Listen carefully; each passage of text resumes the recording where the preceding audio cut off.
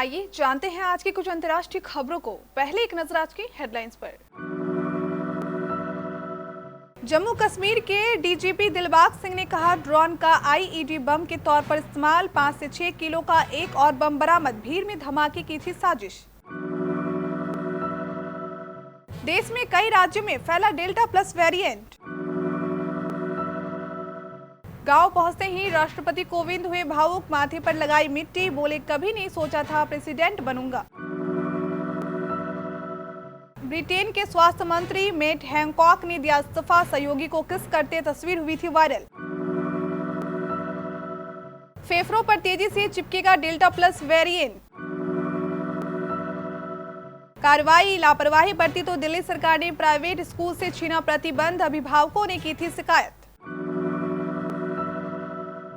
Oxygen audit report पर committee के 2 सदस्यों ने उठाए सवाल, गुलेरिया के बयान के बाद केंद्र पर हमलावर दिखे केजरीवाल।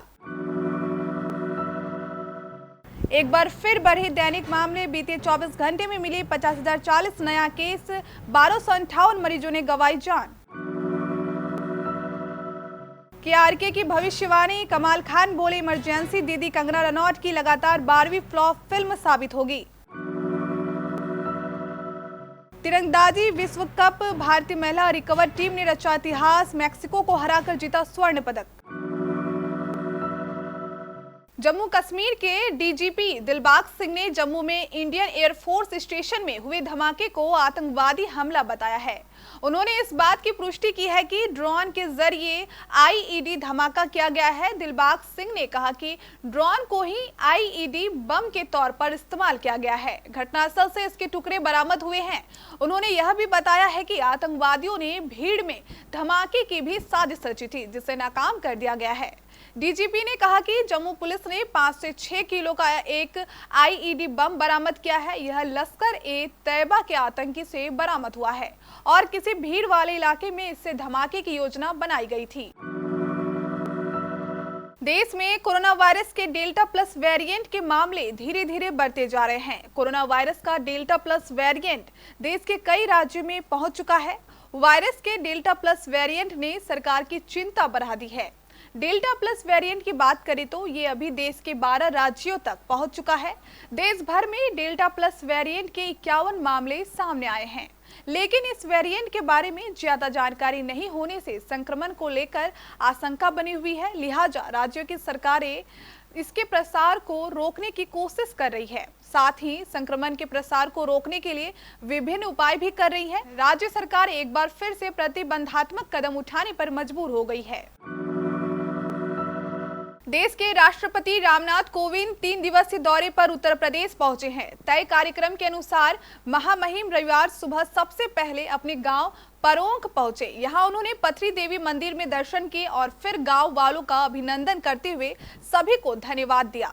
इसके बाद राष्ट्रपति ने अपनी मातृभूमि को झुककर नमन किया और उसकी मिट्टी को माथे पर लगाया। राष्ट्रपति के साथ यूपी के मुख्यमंत्री योगी आदित्यनाथ के अलावा राज्यपाल आनंदीबेन पटेल भी मौजूद रहीं।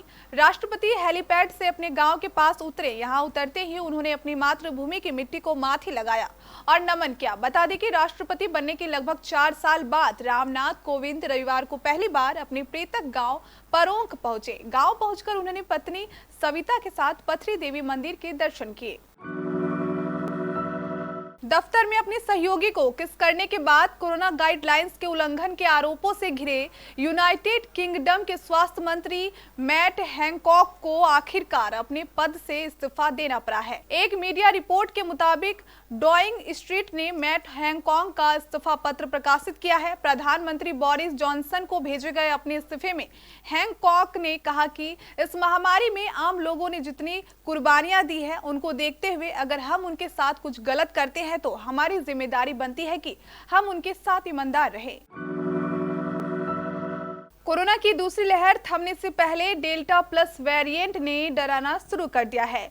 यह वेरिएंट यूपी में नहीं मिला है, लेकिन चिकित्सा वैज्ञानिकों का कहना है कि यह फेफड़ों की कोशिकाओं के रिसेप्टर पर दोगुना तेजी से चिपकेगा। खतरनाक निमोनिया और अंगों में सूजन की आशंका भी ज्यादा होगी। मेडिकल कॉलेज के फिजिशियन डॉक्टर अरविंद का कहना है कि कोरोना वायरस की सतह पर मिलने वाला स्पाइक प्रोटीन कोशिकाओं से चिपककर शरीर में पहुंचता है। डेल्टा प्लस वेरिएंट में वायरस के स्पाइक प्रोटीन में बदलाव देखे गए हैं, जो कोशिकाओं के रिसेप्टर से और तेजी से चिपकेगा।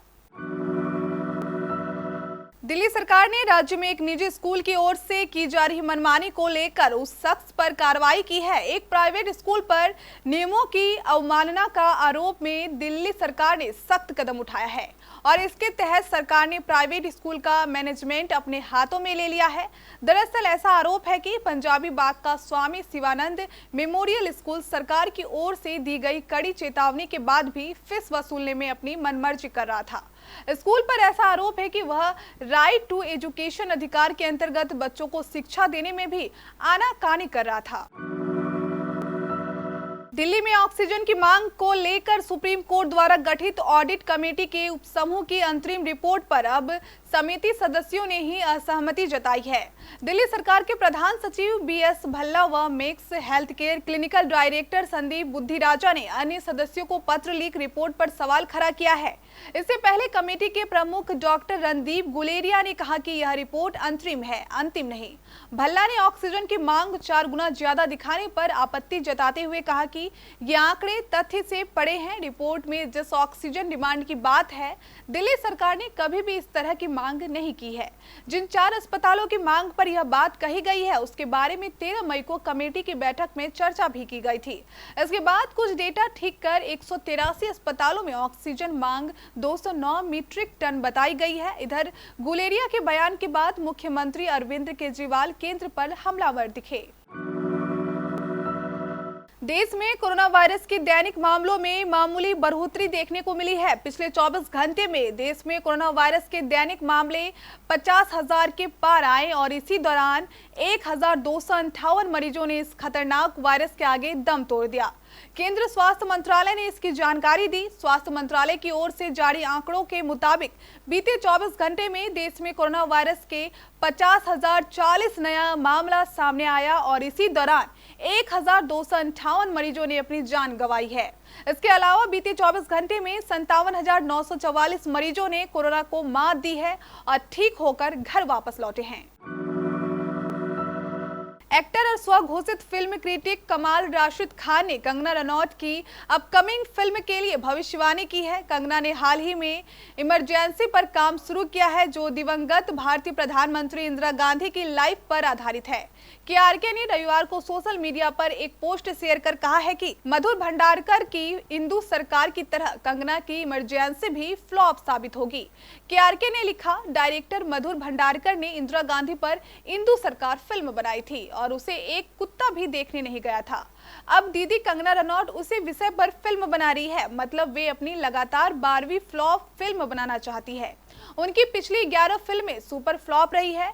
क्वीन के बाद कंगना ने 10 फिल्में की हैं। उनकी इन सारी फिल्मों ने बॉक्स ऑफिस पर लगभग 100 करोड़ रुपए की कमाई की थी। कंगना की 2015 में रिलीज हुई फिल्म तनु वेड्स मनु रिटर्न ने 243 करोड़ रुपए की कमाई की थी, जो उनकी अब तक की सबसे बड़ी हिट रही है। फ्रांस की राजधानी पेरिस में चल रहे तिरंगबाजी विश्व कप में भारतीय महिला रिकवर टीम ने स्वर्णिम इतिहास रच दिया। दीपिका कुमारी, अंतिका भगत और कोमलिका बाड़ी की भारतीय महिला रिकवर टीम ने रविवार को तिरंगबाजी विश्व कप के तीसरे चरण के फाइनल में मैक्सिको को हराकर स्वर्ण पदक जीता। भारतीय तिकड़ी ने खिताबी जीत के साथ ही इस महीने की शुरुआत में ओलंपिक के आखिरी क्वालिफायर में पहले दौर की हार की निराशा को कुछ हद तक दूर किया। उनकी 5-1 की जीत से भारत को विश्व कप के तीसरे चरण में दूसरा स्वर्ण पदक मिला। इससे पहले शनिवार को कंपाउंड व्यक्तिगत स्पर्धा में अभिषेक वर्मा ने भारत के लिए पहला स्वर्ण पदक जीता था। ये थी कुछ हमारी अंतर्राष्ट्रीय खबरें। स्थानीय खबरों को जानने के लिए चलेंगे प्राइम स्टूडियो।